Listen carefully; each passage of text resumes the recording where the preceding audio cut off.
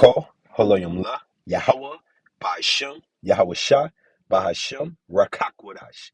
I want to give double honors to the apostles and elders that prophesied and rule well for the hopeful 144 and the one third of Yasharallah, who this world refers to as Israel, starting at the house of great millstone.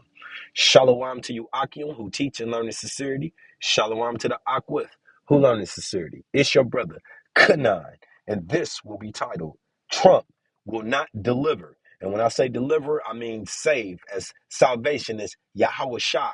He's salvation. He delivers.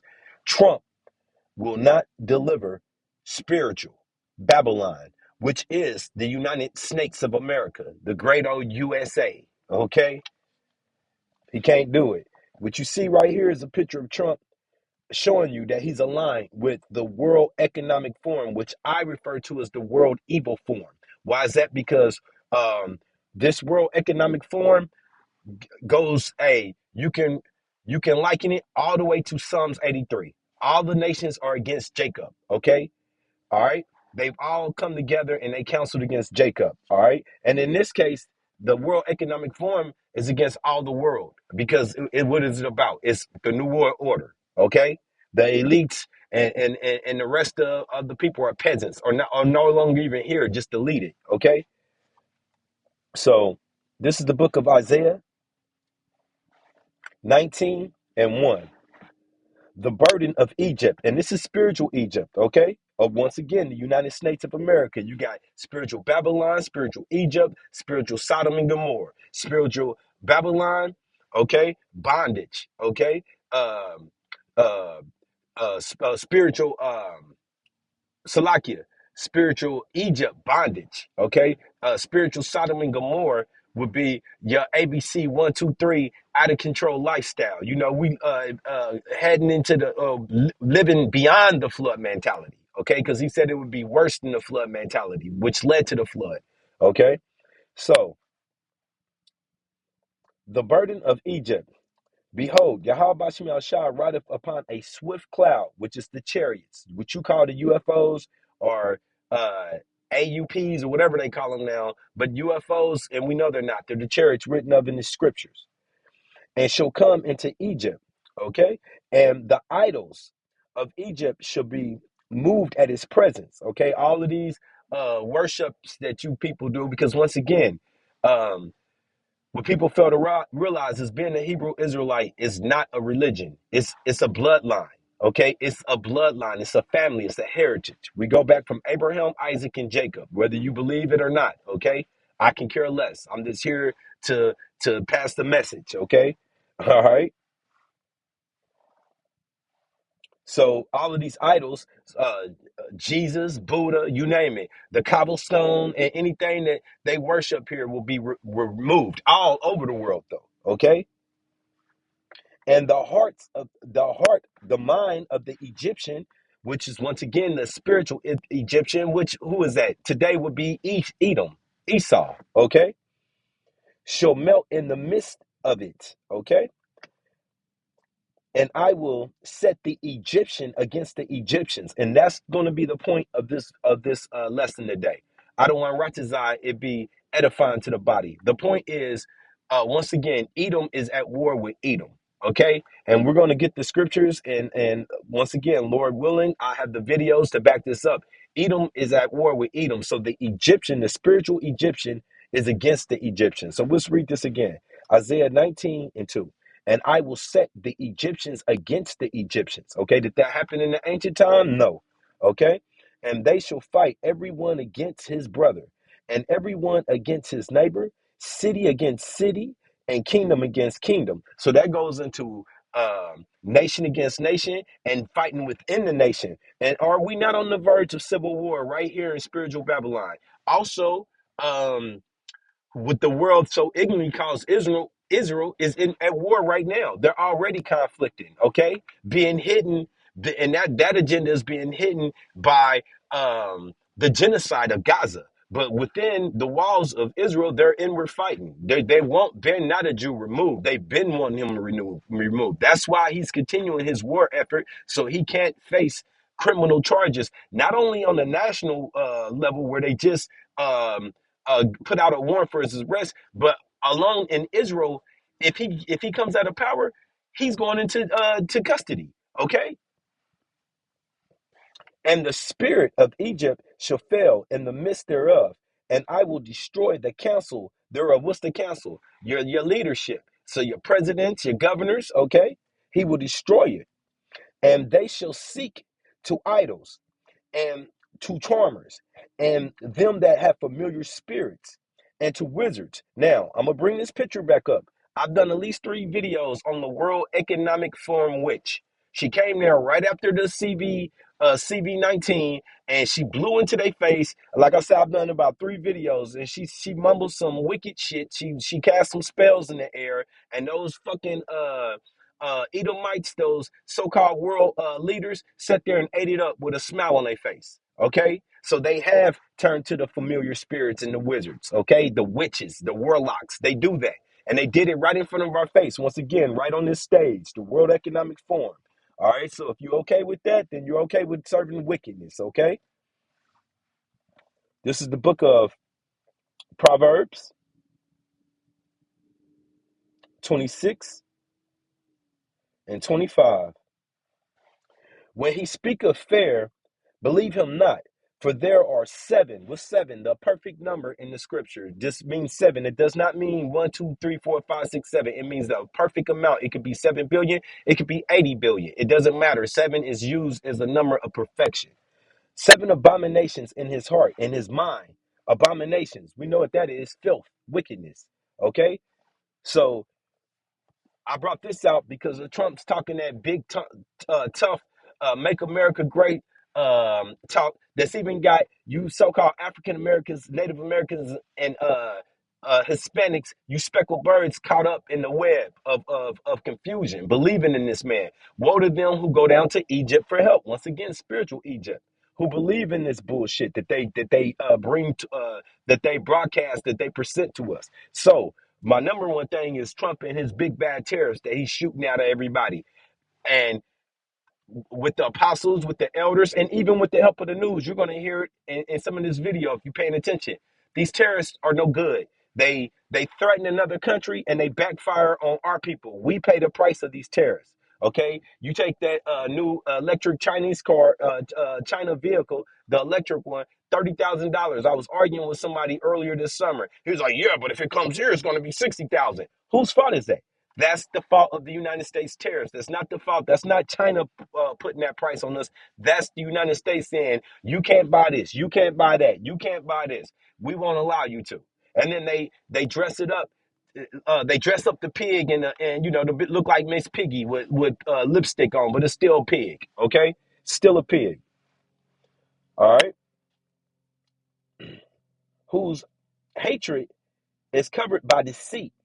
His wickedness shall be showed before the whole congregation. What's the whole congregation? The world. Okay, he's being exposed for everything. Once again, the scriptures say, "Has the is there any more wisdom in Teman?" Okay, Teman is a tribe of Edom. Okay, mainly the German scientists. But Yahweh Shem Yahushua is saying he's altogether destroying their wisdom from these people because it's time for their downfall. Okay, who diggeth a pit for therein. Okay, Salakia. Proverbs 26 and 27. Whoso diggeth a pit shall fall therein. Once again, these terrorists that they're going around threatening everybody with, because you know it's over for the military might of spiritual Egypt. We're no longer the only guy in the room with a gun, guys. There's no more pulling up to the meeting and pulling out your big rifle and waving it at everybody. Now, everybody, have you ever seen "Don't Be a Menace to Society"? When the Wayne brother, they got he pulled his gun. One pulled out a rocket launcher. Then next thing you know, the Wayne brother had the fucking missile. Do we have a problem? Okay, that's what we're doing in real time. No jokes, in real time. Do we have a problem? And everybody's got the button. Okay, so you know Nero's coming back into power to be Nero, to take his lot. And when I say Nero, I'm talking about Trump. His lot is to watch this place be destroyed, and I guess to be part of the leadership. And he may not. Hey, they may do away with him like the Simpsons predicted. Who cares? Okay, Whoso diggeth a pit shall fall therein, and he that rolleth a stone, it will return upon him. Okay, and I'm gonna get that real quick. I'm gonna get that real quick, and I'm gonna come back to this. This is the Esther, the book of Esther. Where you at, Esther? Book of Esther, chapter 7, starting at verse 9. And Harbona, one of the chamberlains, said before the king, behold, also the gallows 50 cubits high. So a hanging device, 50 cubits high, which Haman, who we refer to right now, and spiritually, well, we call vocab Malone spiritually Haman, which he could be him returned in his life. Haman seeked desperately to destroy you so-called African Americans, Native Americans, Hispanics, Yasharala, who this world refers to as Israel. Okay, that's the same thing vocab is doing right now, falsely accusing us, always trying to present us in a bad light, and hey, that seems to be his only business that he attends to. Okay, which Haman had made for Mordecai. Mordecai was a faithful, loyal Israelite, faithful to the king, and was rewarded. Who had spoken good for the king? Once again, standeth in the house of Haman. Then the king said, hang him therein. So they hung Haman on the gallows that he had prepared for Mordecai. So once again, then was the king's wrath peacified. Okay, so the king was pleased with watching one of his crooked henchmen, right hand man's be hung in his own device. Why? Because Mordecai had good intentions for the king, and Haman was just a hater. Okay, who set up a device of wickedness to harm somebody, and then what? He had to his judgment was to be taken away in his own mischief device. Okay, so once again, Proverbs 26 and 26. And when I'm saying spiritually, those tariffs that Trump and Biden and the United States think that they slap a tariff here, slap a tariff on Mexico, slap a tariff on Canada, it's just going to come back to affect the citizens of this nation. Okay, we're the one that's paying the tax out, not them. Okay, then so by making you pay higher tax, it's supposed to make you not want the product. Does that make sense that if you want the product, you should have to pay more for it as a disciplinary measure against another country? No. Okay. Proverbs 26 and 26. Whose hatred is covered by deceit, his wickedness shall be showed before the whole congregation. Whosoever diggeth a pit shall fall therein, and he that rolleth a stone, it will return upon him. A lying tongue hateth those that are afflicted, and who's afflicted by by these lying tongues? All of the nation. Okay, and we're gonna get that, and we're gonna get the consequences of this uproar by it. And a flattering mouth worketh ruin. Who got the flattering mouth? Trump. Make America great again. When was it ever great for you, Jake? Okay, let's get to it. Fair use, copyright. I'm not selling any product. This is strictly educational purposes. Fair use 107.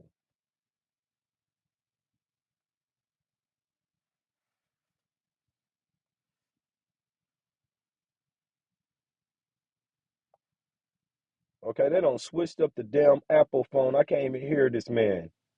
Salakia. Cold War 2.0 rather than in a new economic situation.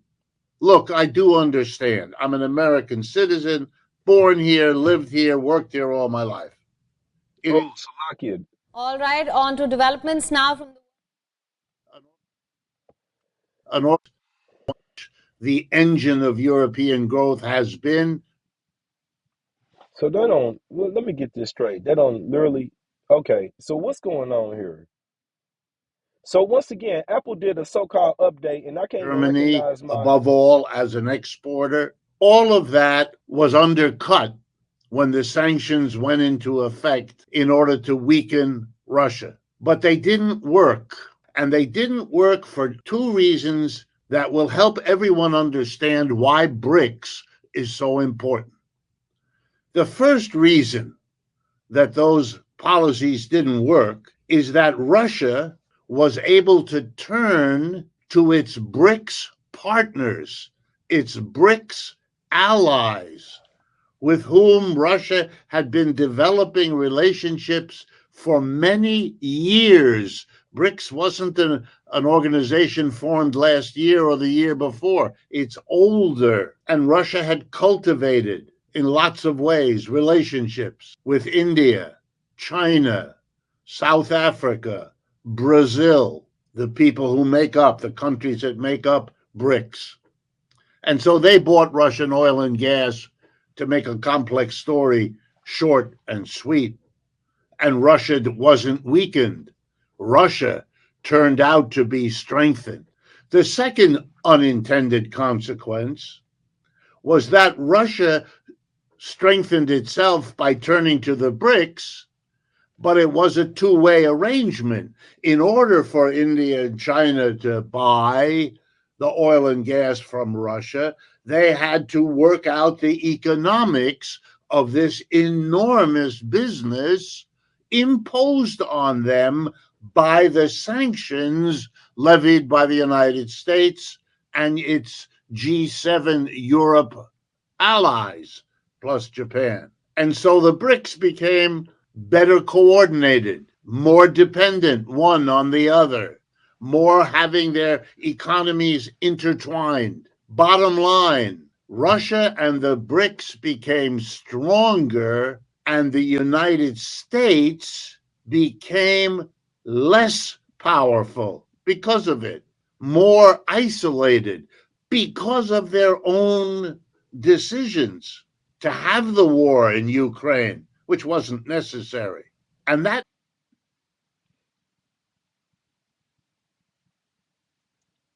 vision. So now I have to stop there. You heard it quote from his mouth. Okay, from this scholar, if you want to call his mouth. Once again, you heard me read Proverbs uh, 28 20 27.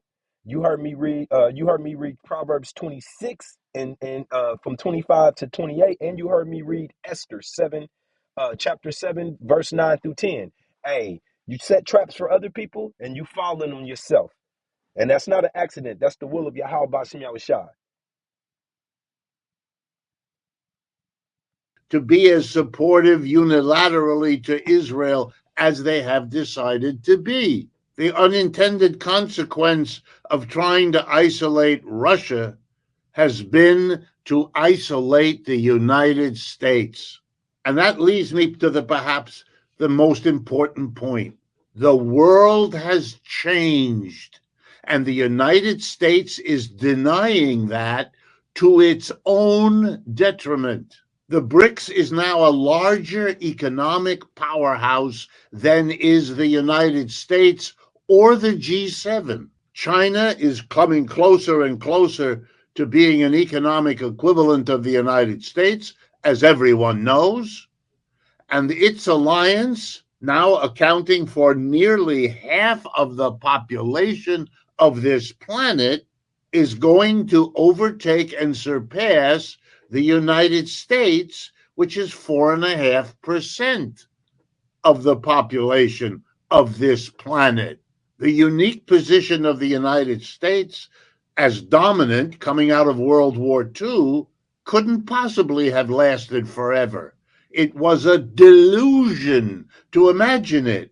And all that's happening now is the foreseeable reality that the rest of the world has caught up, has figured out how to grow fast, catch up to the United States, surpass it, That was in the cards from day one, should have been planned for, wasn't, should have been understood, wasn't, should have been discussed and debated in the United States, wasn't.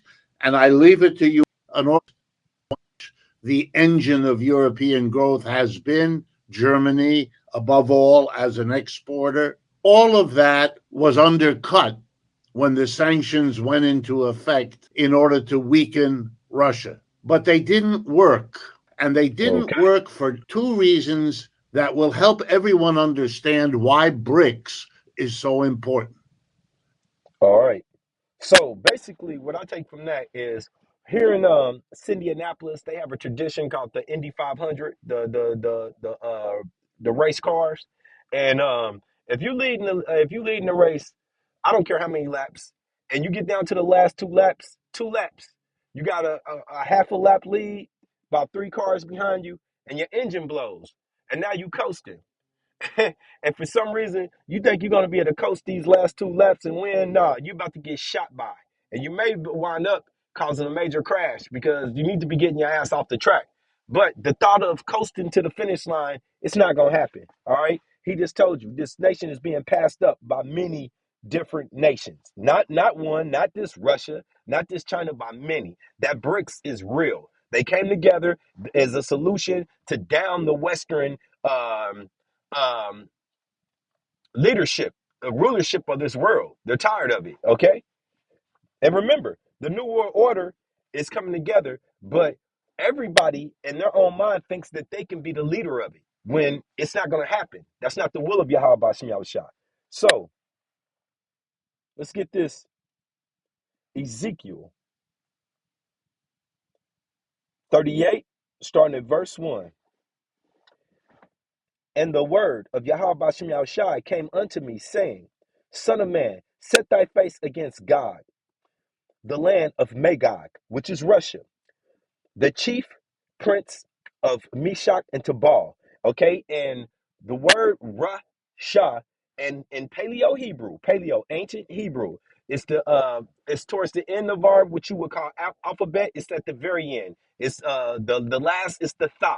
Okay, but before that you have Rasha tha. Okay, Ra Ra is head. All right, Ra is head, and then Shah Shar is prince. Okay, Shar, which is in our name. Yashar Rala. Yah, he, Shar, Prince, Rala, power. Allah, power.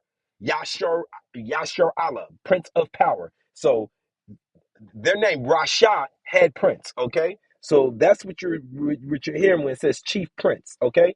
So once again, Ezekiel 38